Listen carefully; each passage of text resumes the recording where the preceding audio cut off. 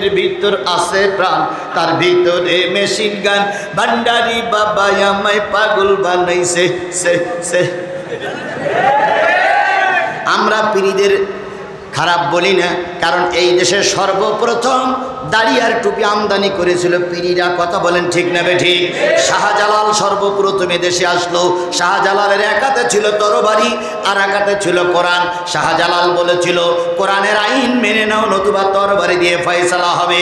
আজকে আমাদের দেশের পীরগুলো ওই কথাগুলো যদি একসঙ্গে বলতো, আল্লামা সাঈদী দুকে দুকে মারা যেত না।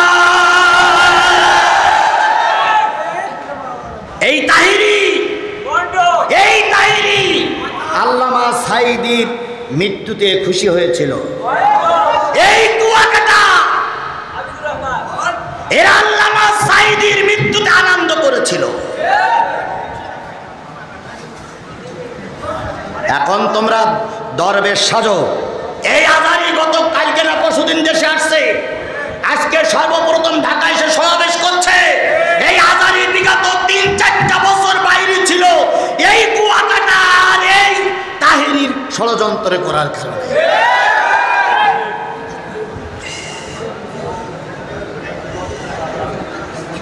এইরকম ষড়যন্ত্র করা লোক আমাদের সমাজে কম বেশি আছে না নাই? আল্লাহ তাই বলতেছে, একদল নেতা আর একদল পীর মাশায়েখ, একদল পীর মাশায়েখ আর একদল আলেম ওলামা দ্বীন কায়েমের বিরোধিতার ভূমিকা পালন করেছে। আল্লাহু আকবার। রব্বানা আতিহিম দিফাইন মিনাল আযাব ওয়ালআনহুম লানান কাবীরা। একদল মানুষের চেহারার অন্তর কি দিয়ে পড়ানো হলো? এই লোকগুলোর সঙ্গে কিন্তু কথা হচ্ছে। তারা মোনাজাত করে বলবে, আল্লাহ এদেরকে ডবল আযাব দাও। যেই দলের নেতারা আমাদের ধর্মের কাজ করতে দেয়নি, যেই দলের নেতারা আমাদের ভোট একটা জায়গায় ৭০টা মারাইয়েছে, যেই দলের নেতা কর্মীরা মিথ্যা মামলা দিয়ে নিরীহ মানুষদেরকে জেলখানায় ভরেছে, যেই দলের নেতার কারণে আমরা মামলা দিতে দিতে অনেক লোক নিঃস্ব হয়ে গেছে, চাকরি খাওয়াইছে, ব্যবসা খেয়েছে, আল্লাহ ওই সমস্ত নেতাদেরকে আমাদেরকে যতটুকু আযাব দেবা ওদের ডবল দাও। কারণ ওদের কারণে আমরা কি এখন জাহান্নামে আইছি। সুতরাং আমাদের যে আযাব দেবা ওদের সেই তার কি দাও। সাধারণ পুলিশ কনস্টেবলেরা শোনেন, আপনারা যদি প্রকৃত নিজেরা স্বেচ্ছায় কিছু করে না থাকেন, যদি ওই নেতাদের অথবা আপনাদের ঊর্ধ্বতন কর্মকর্তাদের চোখরাঙানির ভয়ে করে থাকেন, হয়তো কিছু নাজাত পাওয়া যাবে। কিয়ামতের দিন আপনারাও তখন বলবেন, আল্লাহ আমার যদি একটা জাহান্নাম দাও, ওসিরে 3টে দাও। ওসি বলবে, আল্লাহ আমার যদি 3টে দাও, এসপি রে 13টা দাও। আর এসপি বলবে, আল্লাহ আমার যদি 13টা জাহান্নাম দাও। স্বরাষ্ট্রমন্ত্রী আসাদুজ্জামান কামাল আল্লাহ ওরে 130টা জাহান্নাম দিয়ে দাও। কারণ ওদের হুকুম তামিল করতে যে নিরপরাধ মানুষকে থানায় ফেলাই ওরা ন্যাংটা করে পিটাইছে, ওদের হুকুম পালন করতে যে বিনা কারণে আমার সন্তানদেরকে গুলি করে মেরেছে, ওদের হুকুম পালন করতে যে আমার স্ত্রী বিধবা হয়েছে। দিফাইনে মিনাল আযাব, আমাদের যে আযাব দেওয়া ঊর্ধ্বতন নেতা কর্মীদের তার চেয়ে বেশি দাও। আল্লাহ পাক এই আযাব থেকে জাতির হেফাজত করুক। এই জন্য এখন সময় এসেছে তওবা করে সকলেই কোরআনের ছায়াতলে আসব ইনশাআল্লাহ। কারা কারা কোরআনের ছায়াতলে আসতে রাজি আছেন হাত উঁচু করে দেখান। অনেকেই হাত তুলেনি, অনেকেই হাত তুলেনি। কোরআনের ছায়াতলে আসতে অনেকেই দ্বিধা বিভক্ত হচ্ছেন। না রে ভাই, বিশ্বাস করুন, হাত নামান, বিশ্বাস করুন। আমি বাংলাদেশ জামাত ইসলামীকে ভোট দেওয়ার জন্য আপনার হাত তুলতে বলিনি, আমি বলেছি কোরআনের ছায়াতলে থাকার জন্য। যদি বাংলাদেশ জামাত ইসলামী কোরআনের ছায়াতলে আছে বলে আপনারা মনে করেন, যদি মনে হয় যে ইসলামী বাংলাদেশ জামাত ইসলামী ইসলামী মূল্যবোধের পরে বিশ্বাস করে কোরআন হাদিস মোতাবেক চলে, আপনি তাদের পক্ষে থাকবেন। থাকবেন কিনা ওটা আপনার ব্যাপার, কিন্তু আল্লাহর কসম আপনি কোন রামপন্থী বামপন্থী দলে থাকতে পারবেন না যদি মুসলমানের রক্ত দিয়ে আপনার জন্ম হয়েছে। আর যদি জন্মের দিন কোনো হিন্দু জন্ম দিয়ে যেই থাকে আমার কিছু বলার নেই, কিন্তু মুসলমানের জন্ম যদি আপনার হয় আপনাকে অবশ্যই কোরআনের ছায়াতলে থাকতে হবে। যদি বুঝলে তো বোঝো, না বুঝলে তো পশু। যাবার সময় কিছু লোক বলবে জিহাদি কি বললো তো কিছুই বুঝলাম না, বুঝবা কি? নবী এসে ওয়াজ করলো, অনেকের হেদায়েত হয় না। নবী ওয়াজ করেছিল, আবু জাহেলের হেদায়েত হয়নি। আর আদি আজিদুল ওয়াজ করলে সব আবু জাহেলের হেদায়েত হয়ে যাবে। অত অত অত সহজ না।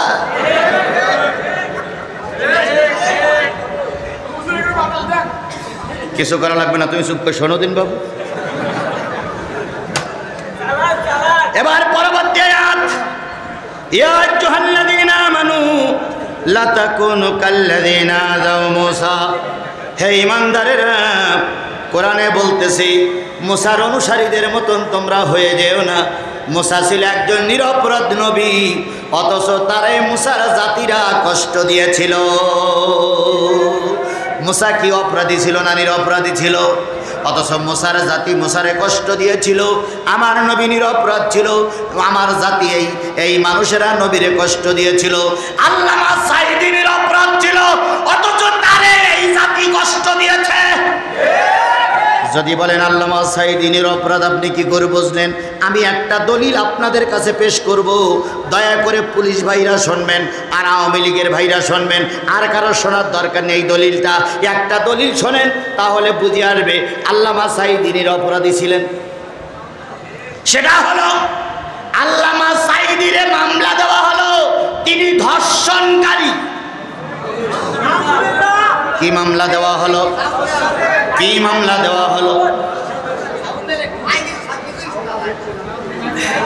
এই লোকগুলো চলে যাচ্ছে, শব্দ বুঝতে পারতেছে না। তাই আমার ভাইরা, আল্লামা সাঈদী অনেকগুলো দোষের ভিতরে একটা দোষের কথা বলি, তিনি ছিলেন ধর্ষণকারী। কি কারী? ওরা মামলার রায় লিখলো, মামলা দিল, তিনি 1 লক্ষ মা বোনের ইজ্জত নষ্ট করেছে। কয় লক্ষ? সবাইকে বোঝার জন্য বলছি, বিশেষ করে আওয়ামী লীগের ভাইদের বলছি, আর হুজুররাও বুঝবেন। যারা এখানে একটু বোধ হয়, একটু জ্ঞান আছে, তারা একটু খেয়াল করুন। কয় লক্ষ মা বোনের ইজ্জত নষ্টের মামলা দিল? 1 লক্ষ মা বোনের ইজ্জত নষ্ট করার মামলা দিল। এবার বলুন তো যুদ্ধ হয়েছিল কয় মাস? 9 মাসে কয় দিন? 9 মাসে 3 নং 27 270 দিন। ভাগ করতে একটু কষ্ট হতে পারে, তাই আমি আরো 30 দিন যোগ করে নিলাম। তাহলে হলো কয় দিন? 300 দিয়ে 1 লক্ষ করে ভাগ দেন।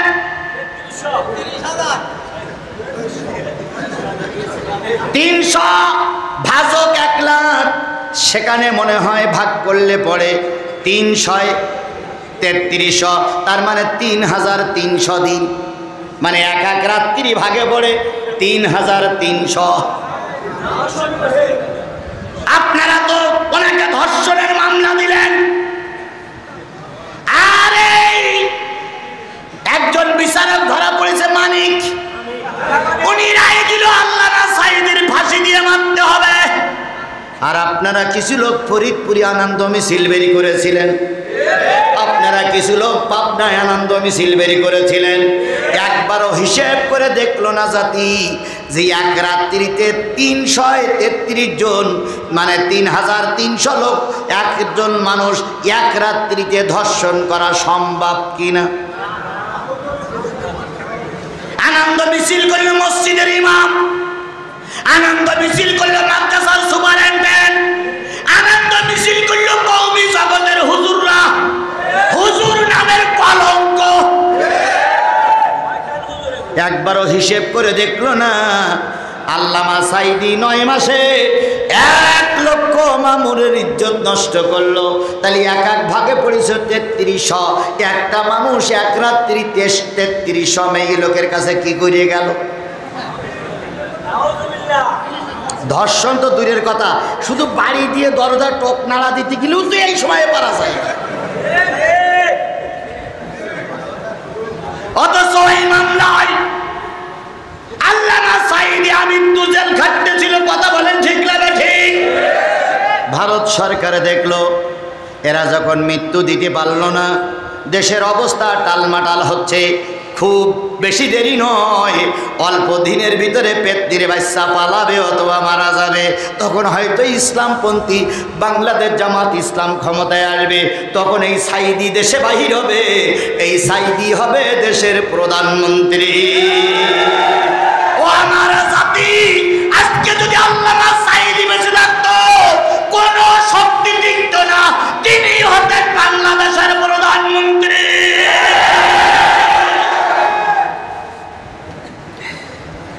অথচ তাকে পরিকল্পিতভাবেই মেরে দেওয়া হলো। কথা বলেন ঠিক না বেঠিক? আল্লামা সাঈদী তুমি মরুনি, শহীদ হয়েছ তুমি এটাই জানি। আল্লামা সাঈদী তুমি মরুনি, শহীদ হয়েছ তুমি এটাই জানি।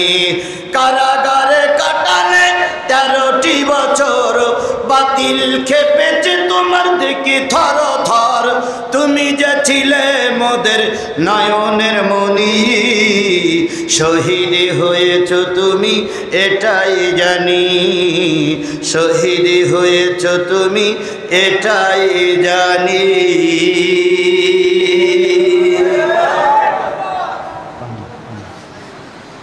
অন্যান্য নবী রাসূলদেরকে যেভাবে কষ্ট দেওয়া হয়েছে, আজকের আলেম ওলামাদেরকে সেইভাবে কষ্ট দেওয়া হচ্ছে। কথা বলেন ঠিক না ঠিক? আল্লাহ বলতে চাই ইমানদারেরা, মুসার অনুসারীদের মতন হয়ে যায় না। মুসার অনুসারীরা বলল, আমাদের নবীর উম্মতেরা বলল, মুসার অনুসারীরা মুসারে কিভাবে কষ্ট দিয়েছিল। আল্লাহ রসুল আল্লাহ পাক বলে দিলেন, মুসার অনুসারীদের ভিতরে একজন মুসার অনুসারী ছিল, নাম তার কারুন। কি নাম? এই সবাই বলেন কি নাম? সূরা কাসাসে আছে, সূরা কাসাস। নাম কি?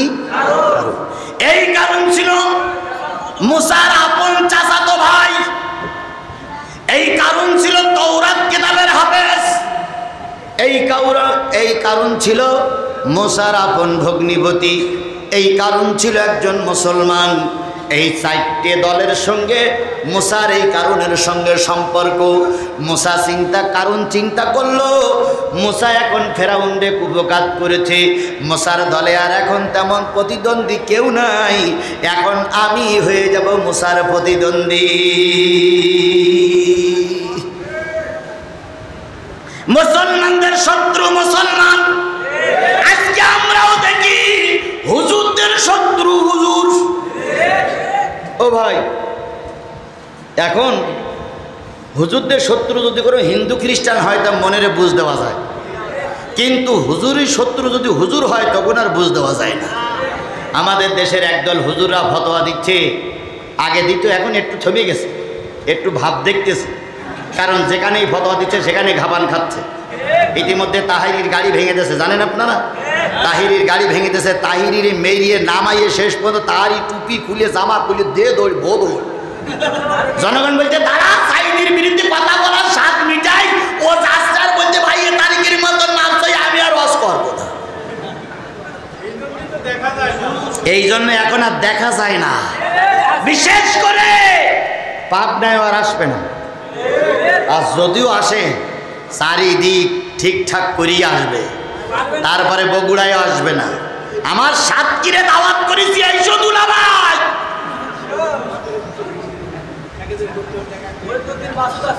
ওনারা বলেছিল আল্লামা সাঈদী যদি মারা যায় আর সাঈদীর যদি কবর দেওয়া হয়, আর ওই কবরে যদি কোনো ঘাস হয়, ওই ঘাস যদি কোনো গরুতি খায়, উক্ত গরুর গোশত এবং দুধ খাওয়া হারাম। ফতোয়ায়ে মুফতি মুহাদ্দিস কুতকুতি রহমাতুল্লাহ আলাইহি। এই শোলাকিয়ার ইমাম এই ফতোয়া দিয়েছিল। কথা বলেন ঠিক না ঠিক? এই ফরিদউদ্দিন মাসউদ এরা এই ফতোয়া দিয়েছিল। তাহলে এই ফতোয়া দেওয়ার দালাল গ্রুপ এখনো আছে না নাই? এখন একটু ঠান্ডা হয়ে গেছে, সময় মতন ওরা আবার মাথা চাড়া দেবে। সকল জাতির কাছে একটা অনুরোধ করব, রাখবেন আপনারা? কোরআন ছুঁয়ে অনুরোধ করতেছি, ভাই ফতোয়া দেন, আমার দুঃখ নাই। জিহাদিরা আপনি গালিগালাজ করেন, আমার কোনো দুঃখ নাই। প্রয়োজনে জিহাদির রাস্তায় ফেলে একখান ঠ্যাং কেটে নেন, তা তো আমার দুঃখ নাই। কিন্তু আগামী নির্বাচনে সব টুপিওয়ালাদের এক প্ল্যাটফর্মে আসতে হবে। যদি আগামী নির্বাচনে সব টুপিওয়ালারা এক প্ল্যাটফর্মে না আসতে পারি, ইসলাম বিদায় নেবে। 100 বছরের ভিতরে আমরা আর পরিবেশ তৈরি করতে পারবো বলে মনে হয় না। এই জন্য সকলের পায়ে ধরে অনুরোধ করে গেলাম, আগামী নির্বাচনে দল মত নির্বিশেষে সব কোরআনের ছায়াতলে থাকবো ইনশাআল্লাহ। কারুনের সঙ্গে ইসলামের সম্পর্ক কয়টা? কারণ চিন্তা করলে আমি নেতা হব, কিন্তু নেতা হতে গেলে তো দুইটা জিনিস লাগে। কি কি? এক হলে অর্থ, আর এক হলো দলের কর্মী। কর্মী ছাড়া দল করা যায়? কিন্তু আমাদের দেশে করা যায়। বিরাট মিছিল, গুনে গুনে 9 জন। বিরাট মিছিল, গুনে গুনে কয়জন? 9 জনের মিছিল আসতেছে, ওইটা ভিডিও করতেছে। ওরে ক্যামেরা, শ্রোতা 15 জন, ক্যামেরা 40টা। ভিডিও করে পরের দিন টেলিভিশনে দেখানো হলো কমিউনিস্ট পার্টির বিরাট মিছিল ফরিদপুরের হাসপাতাল চত্বর প্রদক্ষিণ করিয়া এখানতে সেখানতে ঘুরিয়ে এখানে এসে শেষ হয়েছে। গুনিয়ে দেখা গেল 9 জন। 9 জনের মিছিল বিরাট আকারে প্রচার করা হলো। পরের দিন ভারতের রাসূলকে নিয়ে ব্যঙ্গ করার কারণে গোটা ফরিদপুরের থেকে 30,000 মুসলমান একত্রিত হয়ে ভারতের বিরুদ্ধে মিছিল করলো। আমাদের সাংবাদিকরা দেখালো, সাংবাদিকরা সবাই দেখায় না, কিছু সাংবাদিকরা দেখায়। ভারতের রাসূলকে নিয়ে ব্যঙ্গ করার অপরাধে কিছু সংখ্যক লোক ফরিদপুর মিছিল করেছে। তার মানে বোঝা গেল এরা মানুষই না। আমাদের দেশগুলো এভাবে চলেছে, কথা বলেন ঠিক না ঠিক? তাহলে দল করতে গেলে কয়টা জিনিস লাগবে? একটা হলো নেতা কর্মী লাগবে, আর একটা লাগবে টাকা। কারুনের কাছে টাকা নাই, কারণ চিন্তা করলো কিভাবে টাকা ম্যানেজ করতে পারি। কারুনের মাথায় একটা ফর্মুলা জাগলো, ভাইয়ের কাছে মুসার কাছে যাই, তিনি কিছু টাকা দিলে আমাদের সুবিধা হবে। এবার মুসার কাছে যাইয়ে বলতেছে, ভাই মুসা, আমি তো তোমার ভগ্নিপতি, তোমার বোন না খেয়ে কঙ্কালসার হয়ে গেছে, কিছু টাকা দাও। মুসা আলাইহিস সালাম বলেন, একটু দেরি করো। ঘরের ভিতরে যেয়ে লোহার সঙ্গে পরশ পাথর ছোঁয়াইলো, পরশ পাথর ছোঁয়াইনে বাহির হয়ে আসলো। পরশ পাথরের কারণে লোহা সোনা হয়ে গেছে। এই বললে এইগুলো বিক্রি করো, বিক্রি করে যা পয়সা করি হয় নিজে খাও, লোকের দান করো। কারণ আর কারণের স্ত্রী সপুরা 2 জন চিন্তা করলো, পরশ পাথর ছোঁয়াইলে যখন লোহা সোনা হয়ে যায়, এই পরশ পাথর চুরি করলেই সকল ঝামেলা শেষ। আমাদের দেশের মেম্বার যদি চুরি করে মেম্বার হতে পারে, পরের টার্মে সে কিসে দাঁড়ায়? চেয়ারম্যানিতে যেয়ে যদি বিএনপি আর জামাতের লোক 2-5টা মারতে পারে, পরের বছর সরকার তারে নমিনেশন দেয়, জাতীয় সরকার তারে নমিনেশন দেয় উপজেলা চেয়ারম্যানে যেয়ে যদি জিহাদির মঞ্চের থেকে নামাতে পারে, অথবা জিহাদির যদি পিটাইতে পারে, ওইটা যদি ভিডিওয়ে গোটা দেশ প্রচার হতে পারে, পরবর্তী বছরে তিনি ফরিদপুরের এমপি।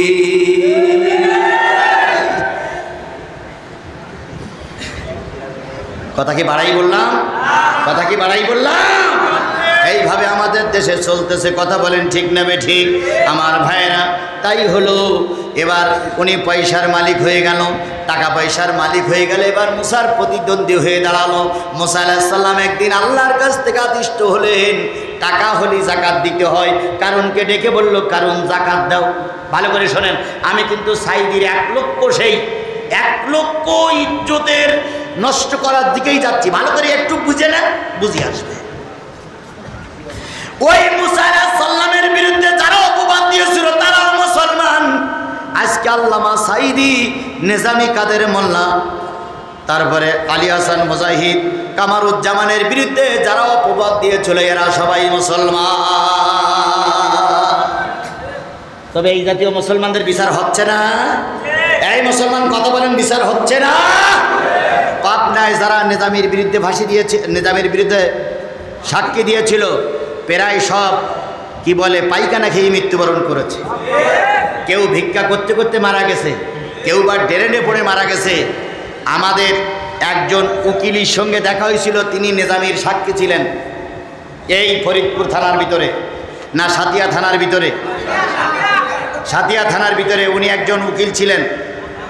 এখনো মনে হয় বেশি আছে কিনা আল্লাহই ভালো জানে, লোকটা খাটো।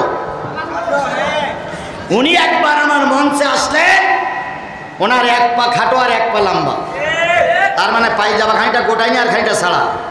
আমি জিজ্ঞেস করলাম, উকিল সাহেব ঠ্যাং একখান লম্বার একখান খাটো কেন? কয় হুজুর, হুজুর কি হয়েছে? কয় নিজামী সাহেবের বিরুদ্ধে আমি রাজ সাক্ষী দিয়েছিলাম, সেখান থেকে আমার এই পায়ে ক্যান্সার। সত্যি আমি ক্যান্সার দেখলাম, পায়ে ঘা। তা আমি বললাম, আপনার এত টাকা সরকার আপনার কত দিয়েছে? কয় হুজুর কোটিখান দিয়েছিল, 1 কোটি টাকা সাক্ষী দেওয়ার কারণে। আর ছেলেরে ম্যাজিস্ট্রেটে চাকরি দিয়েছে, তারপরে 3-4 বউর ঘর করা জায়গা করেছে। আমি বললাম বাংলাদেশের ডাক্তার? কয় বাংলাদেশের ডাক্তারে ভালো করতে পারিনি, ইন্ডিয়ায় গেছি, ইন্ডিয়ার ডাক্তার ভালো হয়নি। আমেরিকায় সরকার পাঠাইছে, উনি বলেছে ভালো হয়নি। আমেরিকার সরকার আসার সময় কানে কানে বলেছে ভালো মানুষের কাছে দোয়া নাও, ভালো মানুষের কাছে। তাই আপনার কাছে এসেছে, আমি বিশ্বাস করি আপনি একজন ভালো মানুষ। বলুন তো, এই জাতীয় মানুষের জন্য দোয়া যদি করি আল্লাহ কি কবুল করবে বলে মনে হয়? জোরে বলেন, কবুল করবে বলে মনে হয়? ধরেন জরিফ চেয়ারম্যান মারা গেছে, ও আরো কিছুদিন বেঁচে থাকে এই কামনাই করি আমি, কিন্তু ধরেন মারা গেছে, ধরেন মনে করলেন মারা গেছে, কালকে মাইকে প্রচার করতে আসলো জরিফ চেয়ারম্যান মারা গেছে, আপনি জানাজায় গেলেন, যাবেন বলে আমার মনে হয় না, তারপরও গেলেন, যখন দোয়া হবে তখন আপনি কি দোয়া করবেন? আল্লাহ, আল্লাহ এই যে দাঁড়া, এই যে শুয়ে আছে এই শয়তান আজিজুল ইসলাম জিয়াদিরই মেরেছিল আল্লাহ, আর একটা আলেমেরও মেরেছিল। কোন আলেম? শরীফুল ইসলামকেও এ মেরেছিল। এখন এই কথাটা যখন মনে হবে, ভালো দোয়া অন্তর দিয়ে আসবে? জোরে বলেন আসবে? সাতিয়ার যে উকিল সাহেব আপনি নিজামীর সাহেবের বিরুদ্ধে ফাঁসির জন্য সাক্ষী দিয়েছেন, গোটা বাংলাদেশের সব লোক এক জায়গায় হলো, আপনার জন্য ভালো দোয়া সম্ভব নয়। আমার ভাইয়েরা, আমার ভাইয়েরা, কারণ সম্পদ হয়ে গেল। এবার সম্পদের জাকাত দেওয়ার জন্য মুসা আলাইহিস সালাম আল্লাহ আদেশ করলেন, কারণ জাকাত দাও। কারণ বলল কত জাকাত দিতে হবে? মুসা বলল অর্ধেক জাকাত দাও। কারণ বলল একটু ভেবে চিন্তে দেখি। তারপরে বলল কমাই দাও, 4 ভাগের 1 ভাগ, 10 ভাগের 1 ভাগ, শতকরা 2.5% জাকাত যখন মুসা আলাইহিস সালাম ঘোষণা করে দিলেন, কারণ বলেন হিসাব করে দেখি। হিসাব করে কারণ পরের দিন এসে বলল, হুজুর ও মুসা, হিসাব করে দেখলাম 12 বছর 1200 কর্মচারী, অথবা 40 বছর 40,000 কর্মচারী যদি 1 বছরের জাকাতের টাকা দেয়, 1 বছরের জাকাতের টাকা দিয়ে শেষ করা যাবে না, এই জন্য জাকাত দিতে পারবো না। কত বেজেছে দেখেন তো? 11:30। আর খুব বেশি হলে 10-15 মিনিট। যেখানে যে আছেন দয়া করে চলে যাবেন না। এই মাহফিল আপনার আমার জীবনের শেষ মাহফিল হতে পারে। কথা বলেন ঠিক না ঠিক? আরো কিছু মাহফিল আছে, সে পর্যন্ত আপনিও বেঁচে না থাকতে পারেন, আমিও বেঁচে না থাকতে পারি। এই জন্য দয়া করে অল্প কিছুক্ষণ, যারা চলে যাচ্ছেন তাদের বাপ মা কি মারা যায়নি? যারা চলে যাচ্ছেন তাদের কি দোয়ার প্রয়োজন নেই? যারা চলে যাচ্ছেন তারা কি আল্লাহর ফেরেশতা কর্তৃক কোনো সাহায্য প্রাপ্ত হয়েছে? তাহলে দয়া করে আর 10-15টা মিনিট বসা যাচ্ছেন, আপনি কোন মুসলমানের মসজিদে? 10-15টা মিনিট আমরা একটু বসি, আমরা দোয়া করবো ইনশাআল্লাহ। যে